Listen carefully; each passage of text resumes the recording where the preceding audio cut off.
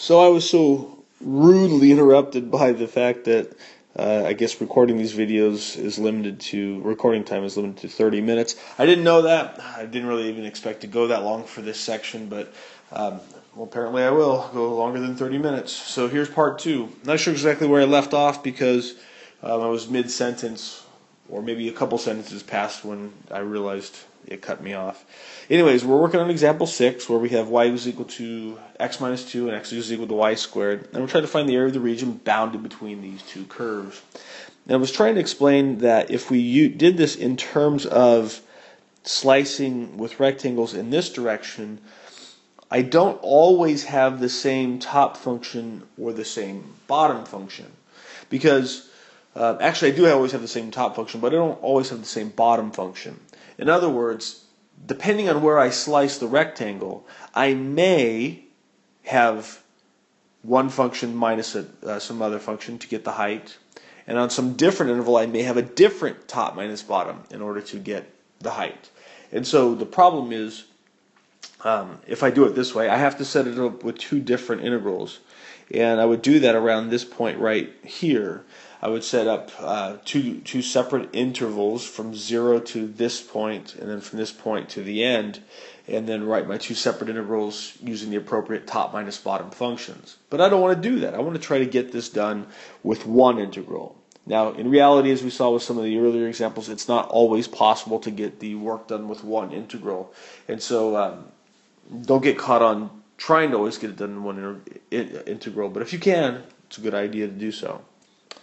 So now, looking at the picture, if we decided to, instead of slicing it the way we did vertically, let's slice it horizontally like this. And this is going to be delta y. And no matter where I draw a rectangle in this orientation in the shaded region, I always have the linear function on the right and the parabolic function on the left. And so I always have the same right minus left functions. And that's the key for wanting to do this in this direction. Now, right minus left with delta y here. Delta y tells you that you need to solve your equations for x so that they have x equals something involving y. X in terms of y. And so going back, we had one of them already done. X is equal to y squared. And then the other one was y is equal to x minus 2. If we solve that one for x, we just get y plus 2. So those are, x is equal to y plus 2. So those are the two functions. Once we have solved them for x, we get right minus left. And so we just got to figure out where they intersect. At what y values they intersect. Okay, so y squared is equal to y plus 2 will help us solve for the y variables or y values for which they intersect.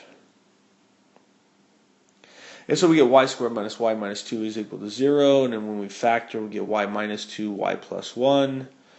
And so we get y is equal to negative 1 and positive 2. So those will be our upper and lower limits of integration. And so let's see if I can put it in over here. The area that we want would be the definite integral from negative 1 to 2, right minus left, because we're doing this in terms of y. The right function, as we said, was the linear function, so that's the y plus 2,